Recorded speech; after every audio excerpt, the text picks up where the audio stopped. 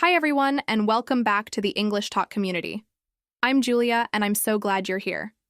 If you've ever joined a business meeting in English and felt like you were trying to catch a train that already left the station, you're definitely not alone. Maybe you understood a few words or even some sentences, but by the end of the meeting, you were left wondering, what did they actually decide? Or you smiled and nodded, hoping no one would ask for your opinion. That feeling is more common than you think, and today, we're going to work through it together.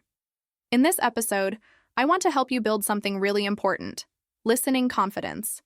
Especially in business meetings, where people speak fast, use expressions you didn't learn in textbooks, and sometimes go off topic without warning. I know how frustrating it can feel when you're sitting there trying to keep up, but your brain is still processing the sentence from a minute ago. That's exactly why we're doing this episode. I want to give you the tools to train your ears, little by little, so you can start following what's happening in meetings with more ease and clarity. Let me ask you something. Have you ever felt completely lost in a business meeting in English? Maybe it was your first time joining an international team, or maybe you've been doing it for months but still struggle to follow. Do you ever hear business phrases like circle back, touch base, or action item, and feel like you're listening to a different language? Don't worry. This is normal. You don't need to be perfect. You need to be consistent, and you need the right strategy. That's what I want to give you today. Here's the good news. You don't have to understand every word to be effective in a meeting. What really matters is understanding the core message, and that's a skill you can build. You can train your ears to pick up on patterns, tone, keywords, and structure. You can prepare your brain to expect certain types of information, and when you do, everything starts to become clearer. It doesn't happen overnight, but it happens faster than you think when you listen with intention. Let me give you a simple example. I was talking recently to a listener named Clara from Madrid. She told me that she used to dread her weekly calls with her international team. The manager was from Chicago, the sales director was from Dublin, and the marketing lead was from Frankfurt. Everyone spoke fast. They had different accents, and Clara felt overwhelmed. But instead of avoiding the meetings or just staying silent, she started listening to short meeting recordings from past projects. Not for an hour, just 5 minutes a day.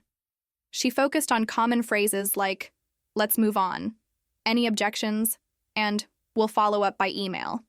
And slowly, her ears started to adjust. She began to predict what was coming next in the conversation. It didn't mean she understood everything, but she understood enough to participate. That's what we're aiming for. You don't need to be a native speaker to be successful in business meetings. In fact, I know many native speakers who also get confused in meetings. Yes, really. Sometimes meetings are unclear for everyone. People interrupt, change topics quickly, or use vague language. So if you've ever felt like you're the only one struggling, you're not. This isn't just about language. It's about learning how to listen in a smart and focused way. There's also something I want to say right now. If this sounds like something you've faced before, maybe you've nodded politely while secretly panicking inside, or maybe you've hesitated to speak because you didn't fully understand what was said, then please take a moment to subscribe to this podcast and like this episode. When you do that, it helps us reach more learners around the world, people just like you, who want to become more confident in English, one step at a time. Now, before we dive deeper into listening techniques, I want to take a moment to relax with you. This topic can bring up a lot of stress. Business meetings can feel formal, high pressure, and intense. But remember, English is a tool, not a test. You're here to learn how to use that tool, not to be perfect. And part of learning to listen better is giving yourself the space to breathe, to not understand everything at once, and to be okay with that. I've coached so many learners who believed they needed to understand 100% of every sentence to succeed. And every time I ask them, "Do you understand every single word in your native language meetings?" the answer is always no. The goal isn't perfection, the goal is progress. Sometimes it helps to laugh a little too. I remember attending a meeting once where 3 people were talking at the same time. Someone was sharing their screen, another person was trying to ask a question, and the team leader was giving instructions in the chat. I'm a native speaker, and even I didn't know what was going on for a moment. So if you've ever felt that way, trust me, you are not the only one. Listening in meetings is not about having a big vocabulary. It's about knowing how to catch the important parts. Sometimes that's tone. Sometimes it's repetition. Sometimes it's just the words, so the next step is. And if you hear nothing else but that, you already know what action is coming. That's the kind of listening we're going to practice. Not perfect listening, but smart listening. I want you to stay with me through this episode because we're going to break down the process into small, realistic steps. No pressure, no fast jumps, just clear guidance and real examples. You're going to hear stories from professionals like you, people from all over Europe and beyond who face the same challenges and found ways to grow, one phrase at a time. If you're driving, walking, or even cooking while listening right now, just know this: you're already doing something powerful. You're surrounding yourself with English, and that's one of the best decisions you can make. Listening regularly, especially to topics that match your real life, helps your brain create connections faster. And meetings are one of those places where English can either help you grow or hold you back. Let's make it something that helps you grow. I'll be honest, this isn't magic. It takes effort, but it's worth it. Because when you begin to follow the flow of a meeting, when you understand what's being said without needing to translate in your head, something changes. You feel more confident. You contribute more. People start noticing you. And that's when English becomes not just a skill, but an opportunity. So today is your day to start training your ears for that. Whether you're just beginning this journey or already in a job where English meetings are part of your routine, I'm here to guide you.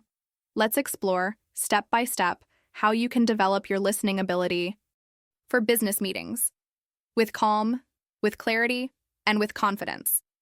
Let's begin today's practice by focusing on something simple, something powerful, what you already know. I know how tempting it is to want to understand every single word in an English business meeting. I've spoken to many learners who think that listening success means capturing 100% of the conversation. But the truth is, real progress in listening starts not with perfection, but with recognition.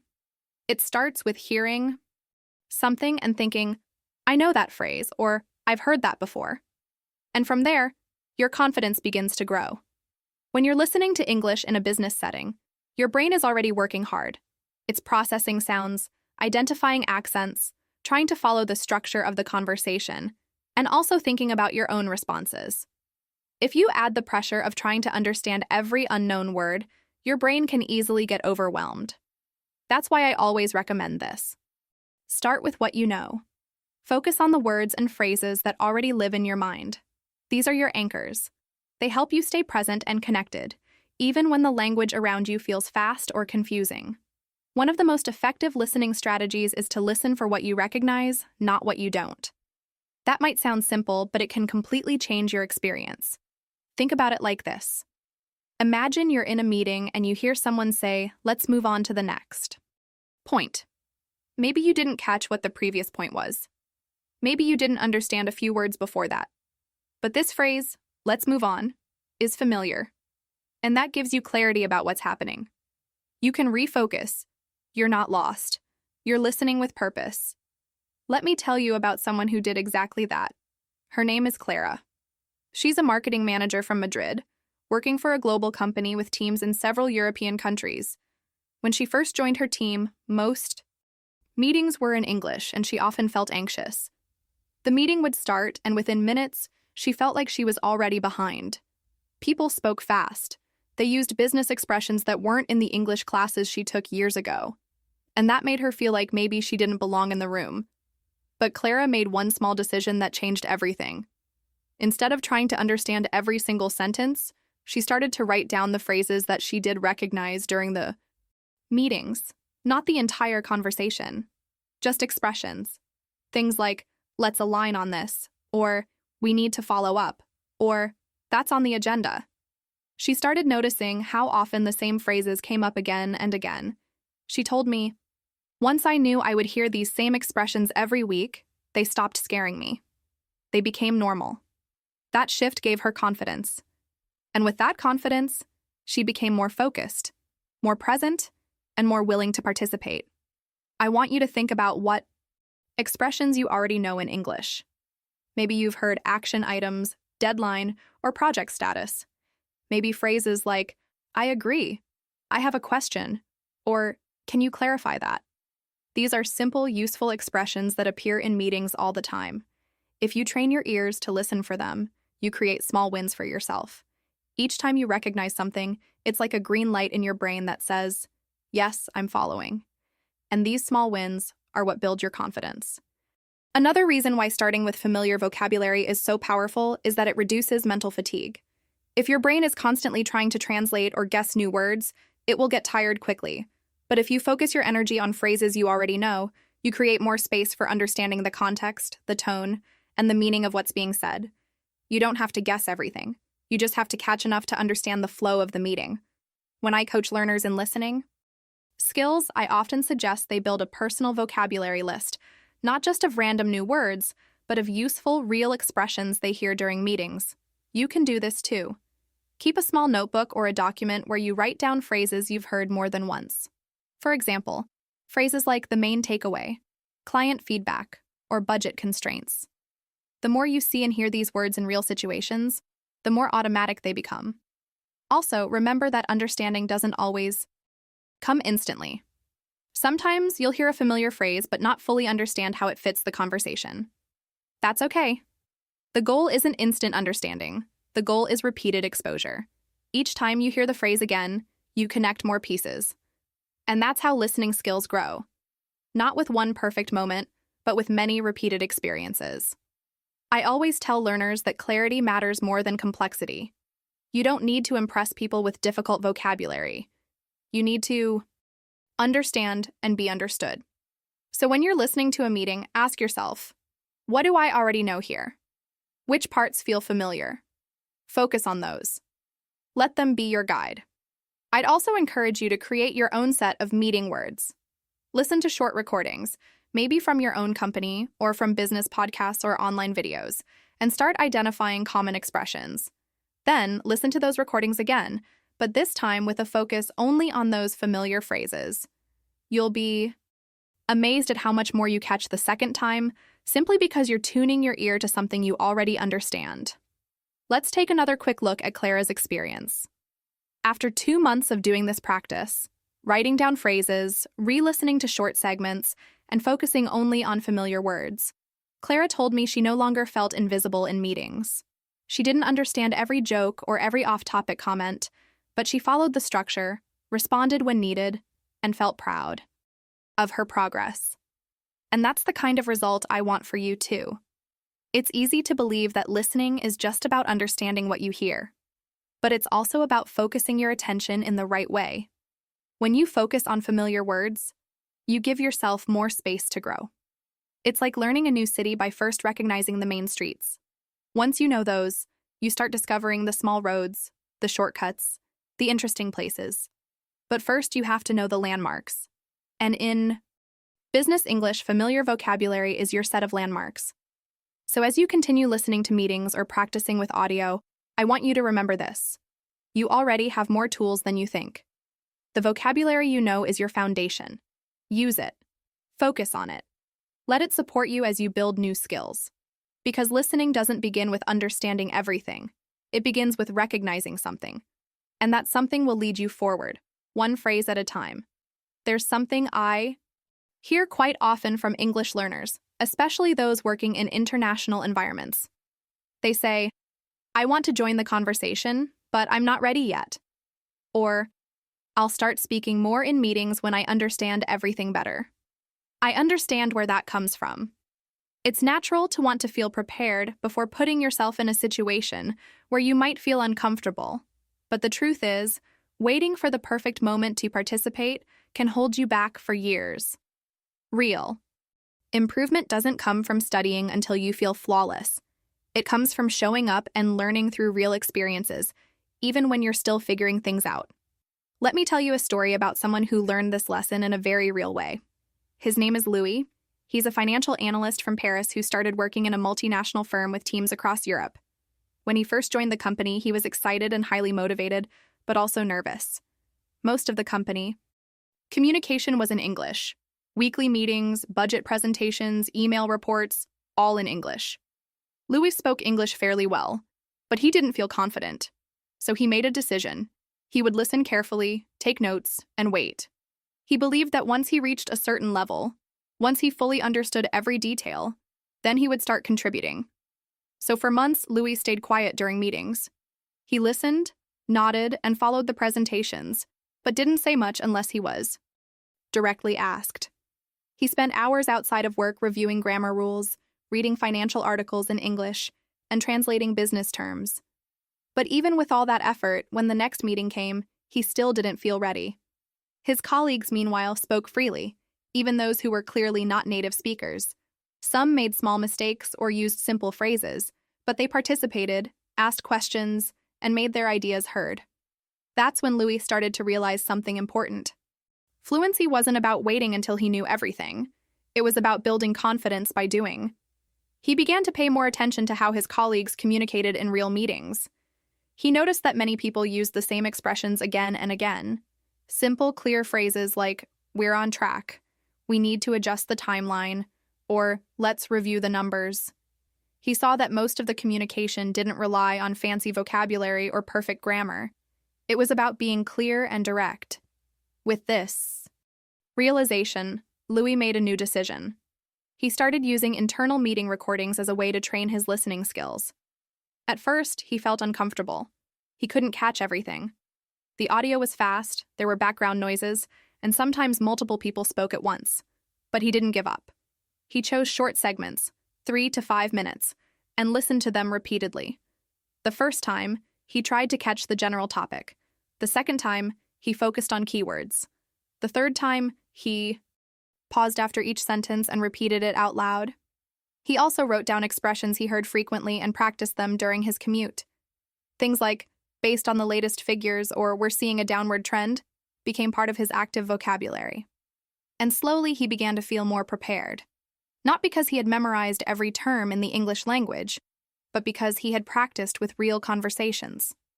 One week, during a monthly review meeting, Louis decided to speak up, voluntarily for the first time. He had rehearsed one short comment about the financial results in his department. He said, "We noticed a small increase in Q2 revenue, mainly due to client renewals." It was simple, it was clear, and it was effective. His manager nodded and thanked him. And just like that, the invisible barrier he had built for himself started to fall. Louis continued using real meetings as learning tools. He stopped expecting perfection. He started focusing on progress. And soon, other people in the team began to see him not just as the quiet analyst, but as someone who contributed clear, valuable insights. His experience shows something I deeply believe. The perfect moment to use your English doesn't exist. You create it. And the best training ground is your daily reality. Whether it's your work meetings, voice notes, emails, or casual conversations with colleagues, every interaction is a chance to practice. When you wait until you know enough, you're actually missing opportunities to grow. Language is not something you prepare and store away until one day you decide to use it. It's a skill that's shaped in the moment, through real-life use. That's where you notice patterns, build reactions, and develop your listening instincts. And you don't need to do it all at once. Start small, like Louis. Choose one short recording from a past meeting.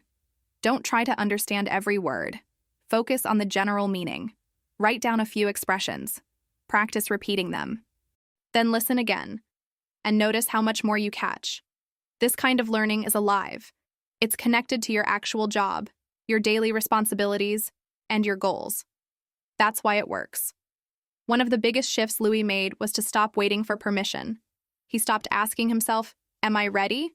and started asking, "What can I do today with what I already know?" That mindset changed everything. Because the truth is, most meetings don't require complex vocabulary. They require attention, participation, and a willingness to try. So if you're listening right now, and you've been waiting for that perfect day, when you finally feel fluent enough to participate, I want to gently challenge that thought. You don't need a special day. You need a starting point. And your real-life meetings can be that starting point. You can turn them into your training material. You can use them to practice listening, speaking, reacting, and understanding the natural rhythm of business English. Don't be afraid to use the resources you already have. Most companies record meetings. If yours does, ask for access to recordings and transcripts. If not, Use public business videos or conference presentations online. The important thing is that you listen to real voices, real accents, real conversations. That's how your brain learns to adapt. Even the mistakes you hear are helpful. You'll notice that people often pause, repeat themselves, or correct what they say. That's normal. Communication in meetings is not perfect. It's full of hesitation and improvisation. And once you see that, it takes the pressure off you to perform perfectly. Lewis didn't become confident overnight. He built his confidence in layers, one phrase at a time, one comment at a time. And so can you. Because learning through real meetings is not just about language. It's about developing a new habit of listening and speaking with purpose, even when you're still learning. It's about stepping in instead of waiting outside. One of the most important skills you can develop when listening to English in business meetings is the ability to catch the core message. This means learning to hear the essential idea of what someone is saying, even if you don't understand every single word. I've seen so many learners get stuck because they're trying to translate or process every detail, and by the time they figure out the meaning of one sentence, the speaker is already 2 or 3 ideas ahead. That's frustrating, and it can make you feel like you're falling behind. But when you shift your focus from understanding everything to understanding the main point, you free yourself from that pressure. And that's where your listening fluency begins to grow. In business communication, people rarely speak in long, complex, academic paragraphs. What they do, most of the time, is communicate one clear purpose. Make a decision, present a result, give an update, ask for feedback, or assign a task. If you can hear what that purpose is, you're already doing more than enough. You don't need every detail to follow a conversation. You need to know why the person is speaking and what action or idea is coming from it. That's what I mean by catching the core message. Let me give you some examples. Imagine someone says, "Let's circle back to this next week." You might not know the expression circle back, but if you've been paying attention to the tone, the context, and the structure of the conversation, you might realize this means they want to return to the topic later. You don't need to look it up in a dictionary during the meeting. You just need to ask yourself, what's the purpose of this sentence? It's not about grammar. It's about meaning. Or maybe you hear, this aligns with our Q3 goals. If the speaker is presenting a project or talking about performance, and they say that sentence, the core message is simple. The current idea supports their goals for the 3rd quarter. Even if aligns with is a new expression for you, the key is to link the sentence to the overall topic. That's how you get meaning from context. And that's exactly what business meetings are full of: repeated topics, predictable goals, and common action phrases. I often suggest a practical exercise for learners who want to get better at this. Listen to a short piece of business English. This could be a podcast clip, a YouTube video, or a meeting recording from your own company. Choose something 1 or 2 minutes long. Listen to it once without stopping. Don't worry about understanding everything. After listening, pause and ask yourself, what was the main point? Then try to write it down in one simple sentence, using your own words. Not fancy words, just your words. Let's say you listen to a segment about a project update. Your sentence might be something like, they are behind schedule but working to fix it. That's the core message. You may not have caught every reason why or every department involved, but you understood what matters most. There's a delay, and they're addressing it. That's the level of understanding that keeps you active in meetings. And here's something important.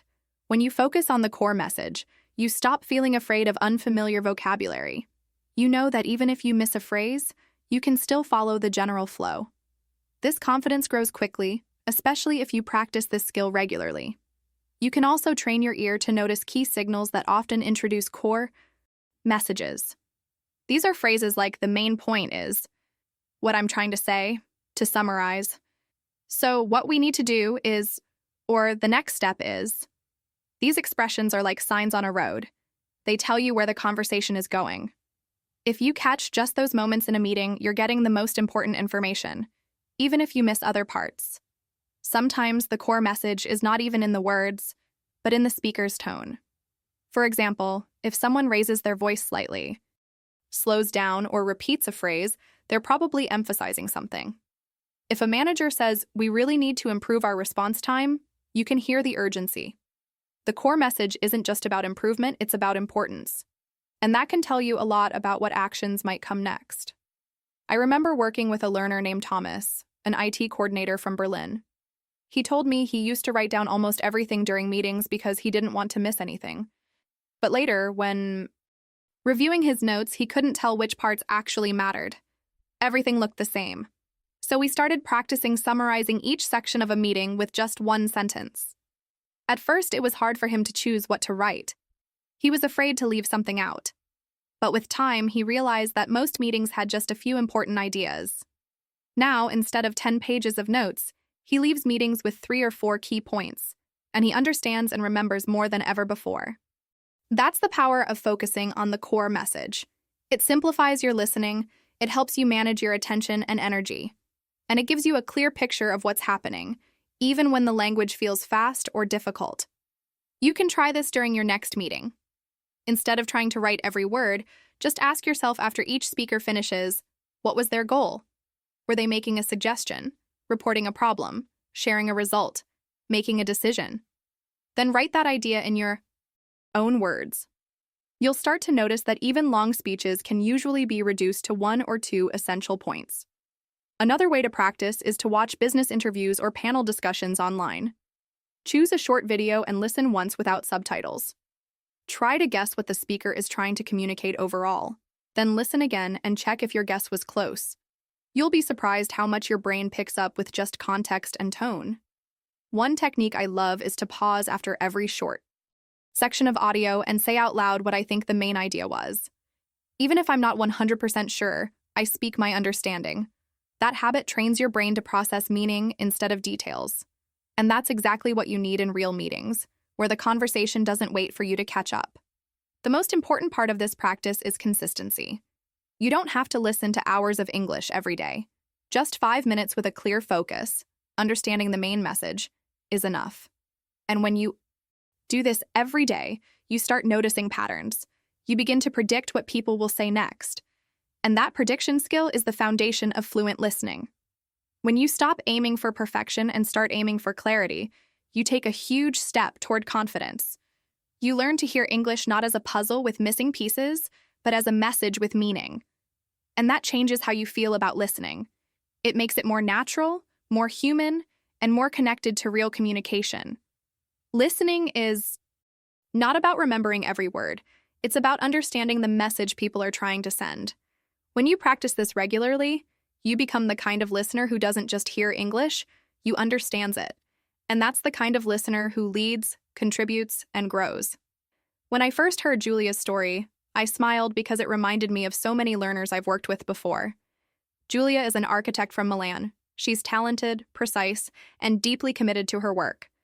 But when she started working with international teams, especially in English-speaking meetings, she found herself shrinking in silence. Even though she could follow most of the conversation, the moment she didn't understand a word or phrase, she froze. She was so afraid of making a mistake or sounding unprofessional that she preferred not to say anything at all. This is more common than you might think. I've met engineers from Germany, consultants from Lisbon, and designers from Barcelona who have all told me the same thing. They feel pressure to understand everything perfectly. And if they miss just one detail, they convince themselves that they can't speak or participate. But that's not how communication works, especially in real business meetings. You don't need to catch every single word. You just need the confidence to engage. Julia's turning point happened during a client presentation. A colleague from London used the expression, "run it up the flagpole," and she had no idea what it meant. She stayed quiet, nodded politely, and later Googled the phrase. But afterward, she told herself, "I can't keep doing this. I have to say something next time." So she practiced a few simple sentences that could help her ask for clarification without feeling embarrassed. One of her favorites became, "Could you please repeat that?" Another one was, "Just to confirm, when you say X, you mean Y, right?" These little phrases became her secret tools. With practice, she started using them more.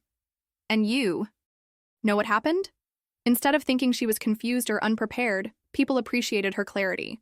They saw that she was paying attention, that she cared about understanding things correctly, and that she was engaged in the discussion. Asking questions didn't make her look weak. It made her stand out as someone who wanted to contribute thoughtfully. That shift changed everything for her. She began to speak more often. She started to offer her ideas. Her presence in meetings grew stronger and more natural. And here's something important I want you to take away from her story. Fluency isn't the ability to say everything perfectly. It's the ability to stay in the conversation, even when you don't know everything. You don't need to wait until your English is ready. Your English is ready when you decide to use it. Just like Julia, you can use simple tools to stay present. When someone says something unclear, don't disappear into silence. Use one of these expressions. Sorry, could you explain that again? Or, I just want to make sure I understood you correctly. These are professional, respectful, and powerful. They invite clarity. In fact, many native speakers do the same thing. Think about it. Have you ever been in a meeting where two native English speakers stop and say, "Sorry, what do you mean by that?" Or, "Can you clarify?" It happens all the time. English, especially in business, is full of jargon, idioms, and fast talk. It's perfectly normal to ask for a bit more time or explanation. If they can do it, so can you. Julia also discovered that speaking up, even when unsure, actually helped her listening skills improve. Why? Because she stayed active in the conversation. She was no longer just a passive listener. She was interacting, asking, checking, and responding. This made her brain work harder to connect what she heard with what she wanted to say. Over time, she began to anticipate what might come next in the conversation. That's a big step in developing fluency. The more you participate, the more patterns you notice. The more you notice, the more confident you become. I always tell learners that silence is not safety. In fact, silence is what holds you back. We think if we stay quiet, we're avoiding mistakes. But what we're really doing is missing chances to grow. It's okay to make a small error. What matters is showing up, participating, staying curious. When you don't understand something, that's not a failure. That's a signal. A moment to connect. A chance to build understanding. Not just for you, but for everyone in the room. And speaking of building understanding, I want to encourage you to try what Julia did. Write down 2 or 3 short, useful phrases you can use in your next meeting. Make them your go-to expressions for asking questions. Practice saying them aloud until they feel natural. You don't need 10 different ways to ask for clarification. 2 or 3 is enough. When the moment comes, you'll be ready. You won't freeze. You'll speak. Another helpful strategy is to watch real business meeting videos or conference calls and imagine yourself in them. Pause the video whenever someone says something unclear and try to respond. What would you say if you needed to clarify? Would you say, "Just to clarify, do you mean," or "Could you please explain that a bit more?" Practicing in this way helps reduce the fear when it happens in real life. One of my favorite things Julia told me was this.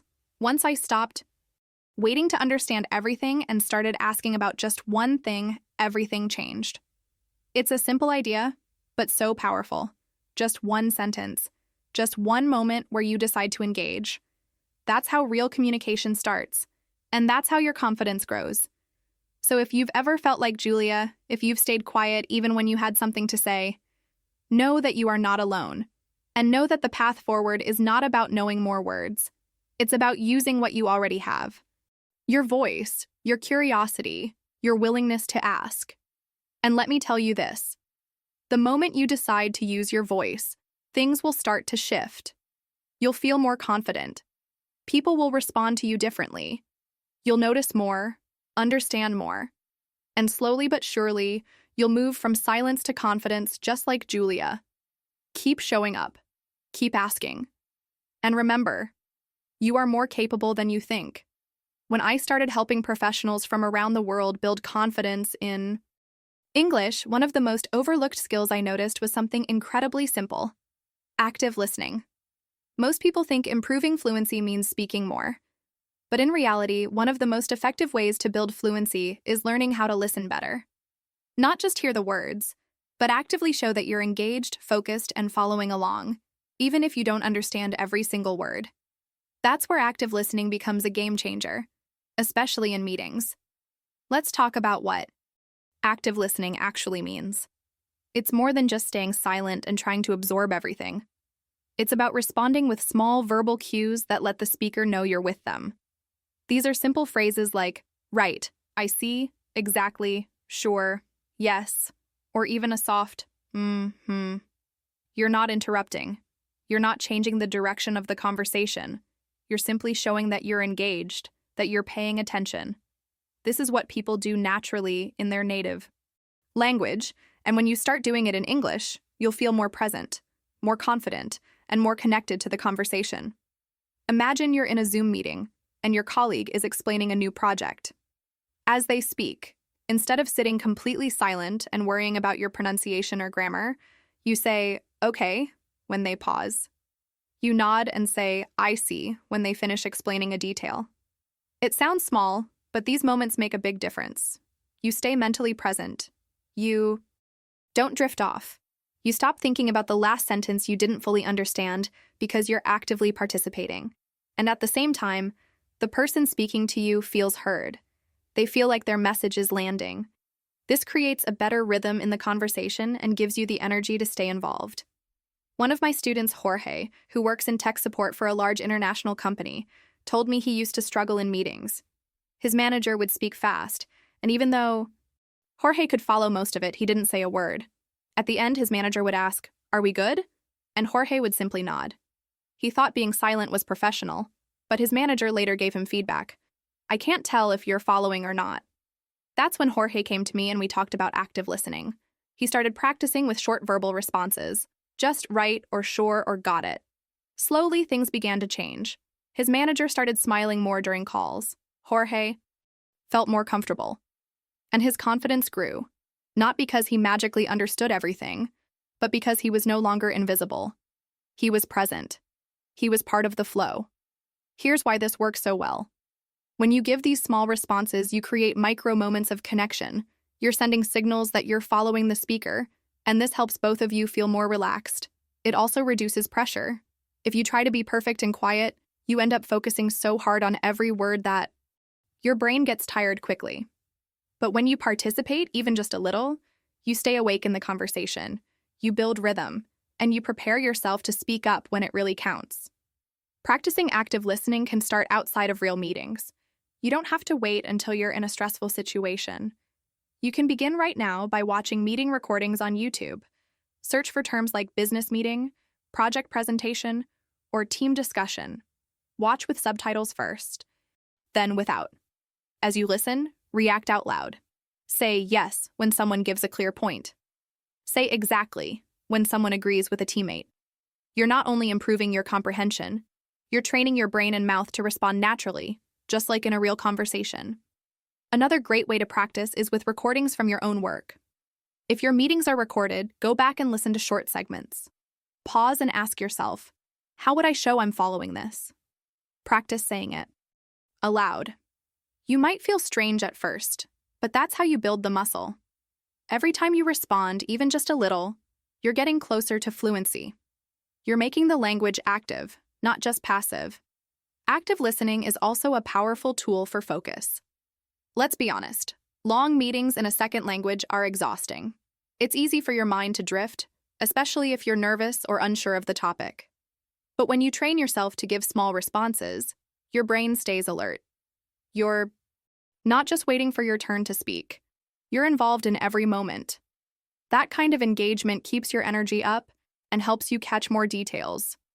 You become better at guessing meaning from context, even when you don't know every word. And you feel less lost, less overwhelmed. Some people worry that these little responses might be annoying or interruptive, but in most English-speaking cultures, they're not only accepted, they're expected. In fact, complete silence can feel uncomfortable or unclear. People often wonder if you're still listening or if they've lost your attention. When you respond naturally, you make the exchange smoother. You become more relatable, and it gives others a signal that they're not alone in the conversation. I've even seen people who struggle with speaking use active listening as a bridge. They may not feel ready to give long answers or explanations, but they can still be present and responsive. It's like being part of a dance. You don't have to lead every move. Sometimes just being in sync is enough to keep the connection strong. And over time, those little responses turn into longer sentences. Confidence builds gradually, not all at once. There's also something comforting about knowing you can engage without needing full control of the conversation. You don't need to dominate a meeting to be respected. You just need to show that you're tuned in, that you care, that you're there, and active listening gives you a low-pressure way to do exactly that. So if you often feel stuck during meetings, try focusing on just this one thing. Stay engaged with your ears and your voice, even if it's only a few small words. Let those words support you. Let them keep you in the moment. You don't need to wait until you understand every detail. You just need to stay with the speaker. Show them, and yourself, that you're following. That's how participation begins, and that's how fluency grows. When I first met Pedro, he was feeling overwhelmed. He was an engineer working at a multinational company based in Lisbon, and English was the main language used in meetings. Pedro understood technical concepts well and had no trouble reading reports or writing emails. But when it came to live meetings, especially with fast-talking colleagues from the US, Germany, or India, he would freeze. He often told me, "I feel like I'm always 5 seconds behind the conversation." That sense of delay, of always trying to catch up, was frustrating and exhausting. And like many learners, he believed he needed to improve his grammar or vocabulary before he could really participate. But what actually made the biggest difference for him was something much simpler: preparation. Pedro didn't have hours to spend every day learning English. He was already working full-time, attending meetings, managing projects, and trying to balance life. So instead of studying more grammar or reviewing textbooks, we focused on making his meeting time part of his language practice. I encouraged him to treat each meeting as a real-time listening lab. But the key was not to just show up and hope to understand. It was to prepare, intentionally and actively, for what he was about to hear. So here's what he started doing. Before each meeting, usually the day before or early that morning, he would take 15 to 20 minutes to think about the topic of the meeting. He looked at the agenda, if there was one, and asked himself a simple question. What vocabulary or expressions might come up today? Since he worked in engineering, many of the phrases were related to technical updates, deadlines, or troubleshooting. Instead of trying to learn everything, he chose just 5 useful expressions. He kept the list short on purpose. It wasn't about memorizing pages of vocabulary, it was about staying focused. Some examples from his early lists were things like, "We're running behind schedule. Let's take this offline. There's a bottleneck in the process. We need to escalate this issue." Or, "Let's align on next steps." These were real, authentic phrases used in meetings. He didn't always know exactly how to use them yet, but he learned their meaning, listened to examples on YouTube or company recordings, and then brought those phrases with him into the meeting, almost like bringing a small toolkit. During the meeting, Pedro would listen carefully for those expressions. At first, he didn't speak much. His goal wasn't to talk, it was to catch the phrases in action. When someone said one of them, he would recognize it instantly and feel a little burst of satisfaction. Yes, that was one of my 5. Sometimes he heard a slightly different version of the phrase, and that helped him learn even more. It became a kind of game, a challenge. Could he identify all 5 before the meeting ended? After a few weeks of doing this, something started to shift. Pedro told me he was following meetings with more clarity. Because he was familiar with the vocabulary, he didn't get stuck trying to translate every sentence. Instead, he focused on the flow. He understood the purpose of what was being said. Even if he missed a few words, the key ideas made sense. That gave him confidence. And once he felt more confident, he started speaking more. It started with very small contributions. He used one of his 5 phrases when agreeing with someone. He said, "Yes, I think we need to align on the next steps." And the moment he said it, something clicked. The phrase came out naturally because he had heard it, read it, practiced it, and mentally rehearsed using it. That preparation turned into action. He wasn't just absorbing the language passively anymore, he was applying it in real time. What struck me most about Pedro's progress was how consistent he was. He didn't expect perfection. He didn't wait until he felt ready. He just kept preparing for each meeting with small steps. A few phrases at a time, a few minutes of listening before each call. And over time, that preparation built fluency, not in a theoretical sense, but in a practical one. He became fluent in the language of his own work environment, which is the kind of fluency that matters most for professionals. This process also gave him a sense of control. Instead of feeling like English was happening to him, he began to take the lead. His colleagues noticed too. One of them even told him, "Your English is getting really good lately." What they didn't see was the quiet, focused effort Pedro put in behind the scenes, the 5 phrases, the listening exercises, the deliberate preparation that made all the difference. And it wasn't just about language. Preparing in this way helped Pedro feel more prepared professionally. He came into meetings more focused, more present, more confident in what he wanted to say, not only in English, but in terms of his role. He wasn't just reacting anymore. He was contributing, and that changed how others saw him. It changed how he saw himself. Pedro's story is a great reminder that you don't need to speak perfectly to participate. You don't need to know every word to understand. You just need a plan. And when that plan includes small, clear goals, like learning 5 phrases before a meeting, you begin to transform how you learn. You stop treating English as a subject and start treating it as a tool, a living language that you can prepare for, use, adapt to, and grow with. And here's something else Pedro learned. The more you prepare, the more you notice patterns. After a few weeks, he realized that many phrases repeated across different meetings. He didn't need a new list every time. Some expressions came back again and again, just with small variations. That repetition helped reinforce his learning. It made those phrases stick. And each time he used one correctly, it boosted his confidence just a little more. I love stories like Pedro's because they show how powerful preparation can be when it's consistent and focused. You don't have to wait until your English is perfect. You just need to show up with intention. Listen for the right things. Practice just enough. And then let your preparation support you when the moment arrives. If there's one thing I've learned after working with so many learners around the world, it's that consistency beats intensity every time. You don't need to study for 2 hours straight or understand every word in a conversation to improve your listening skills. What you really need is a daily habit, something small, simple, and effective. That's why I always recommend what I call micro practice. And when it comes to listening, 5 minutes a day can be enough to create real, noticeable progress. Let me walk you through exactly how this works. I want you to think of your listening practice as brushing your teeth. You wouldn't brush for 2 hours once a week and skip the rest of the time, right? You brush a little bit every day. That's what keeps your teeth healthy. Language learning works the same way. A short listening session every day does more for your fluency than one long session once in a while.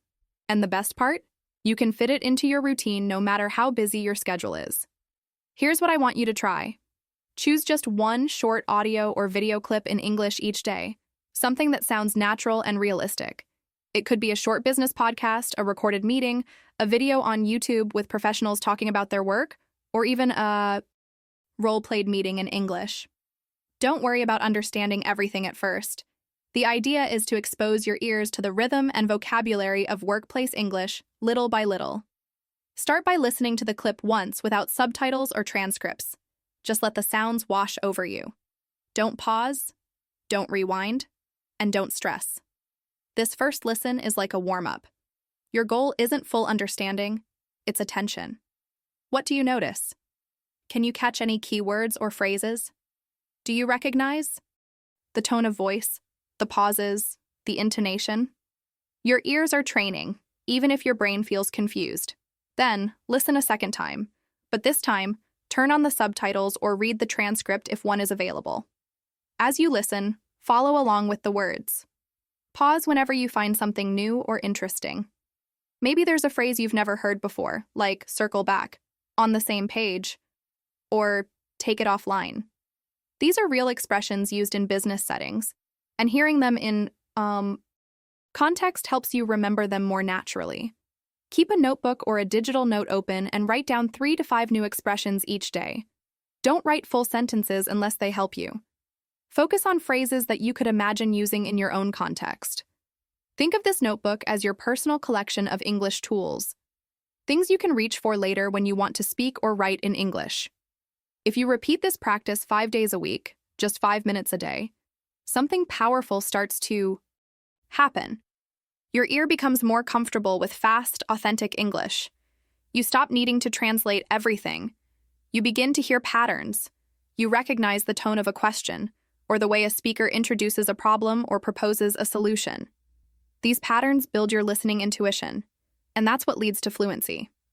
I've seen so many learners transform their understanding by doing this kind of micro-practice.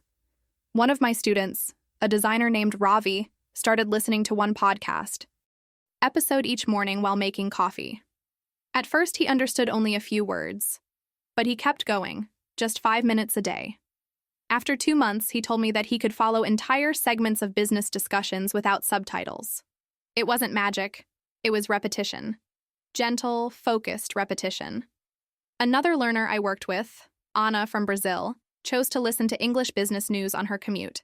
The episodes were fast and full of new words, but she stuck to the same process. Listen once, with no subtitles, then again later, with support. She told me, "I don't understand everything, but now I understand enough." And that shift in mindset made her more confident in meetings and calls. The key is not to feel discouraged when you don't catch every word. In fact, that's part of the process. The gap between what you understand and what you want to understand is the space where learning happens. Micro-practice helps you close that gap slowly and steadily, without burnout. You're building listening muscles, and like any workout, you don't start with heavy weights. You start light and build strength with time. If you're wondering what kind of content to choose, start with something that matches your current level, but challenges you just a bit. Business English podcasts, short TED Talks, YouTube interviews with professionals, or even clips from meetings posted online by training companies. All of these can be great resources. You can even revisit the same clip several times across the week. Each time you'll notice something new. It's also helpful to track your progress. Each week, look back at the expressions you wrote down. Try to use 1 or 2 in a real conversation, a voice note to yourself, or a short email. Even if it's just in your internal thinking, bringing the phrase from listening to active use is a big win. It's not just about hearing English, it's about connecting it to your life. I often say, small steps every day lead to big results, and I truly believe that. 5 minutes doesn't feel like much. It might seem like a drop in the ocean, but those drops add up. When you practice listening to real English every day, even just a little, you train your brain to process language more naturally. You stop translating and start understanding. You stop guessing and start recognizing. It becomes part of you. So, don't wait until you have a free hour. Don't wait until you find the perfect lesson. Just choose one clip, press play, and listen. Then, listen again, with support, and write down a few phrases that matter to you. That's all it takes to get started. 5 minutes. That's your daily dose of English listening practice. Do it consistently, and you'll be amazed at what happens next. Let me leave you today with something gentle, something simple, but something that can have a real impact on your English practice this week. I want to offer you a small challenge, one that doesn't take much time or preparation, but that helps you move forward. This is about turning passive listening into active use.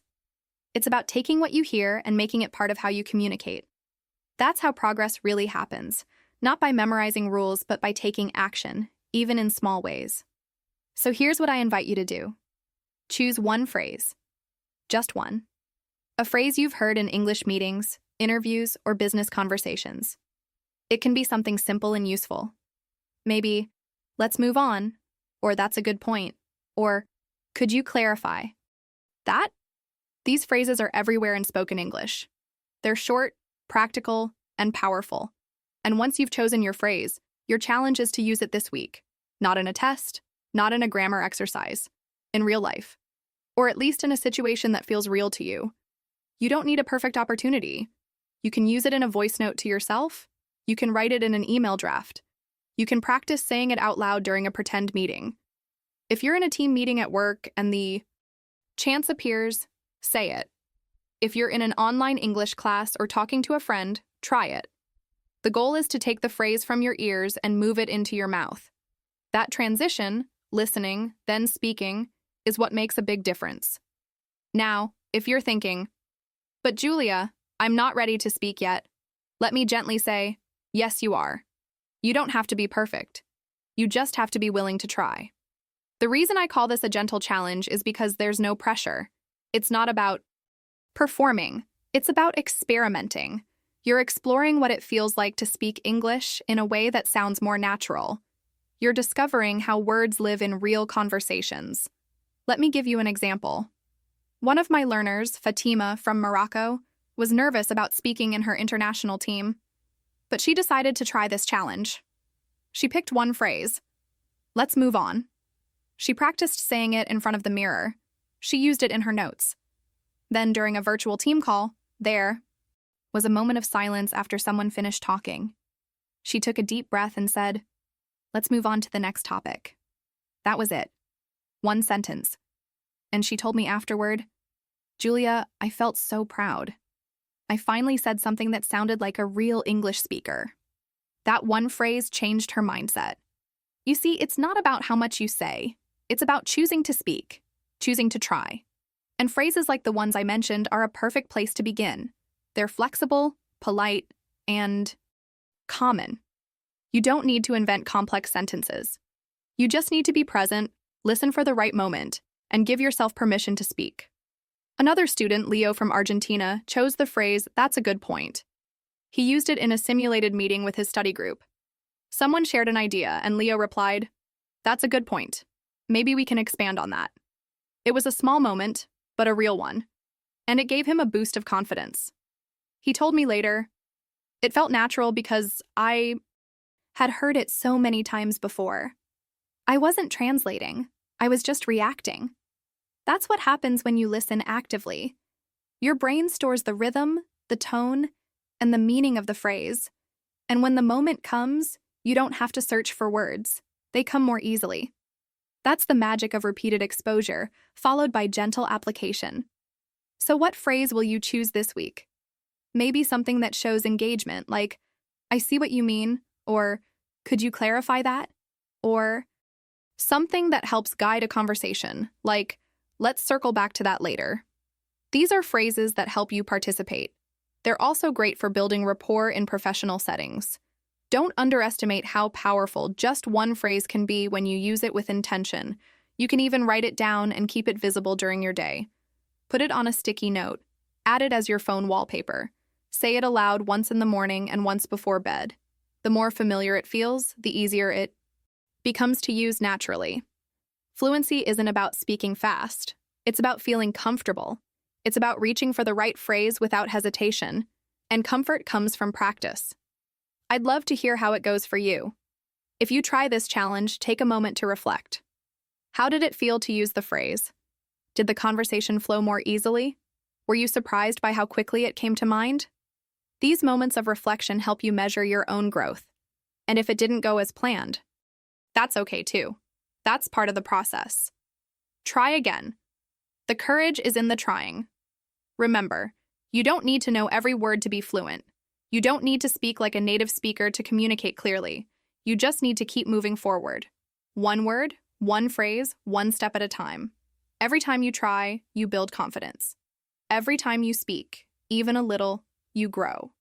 Fluency is not about perfection. It's about the courage to try again and again. And I believe you have that courage.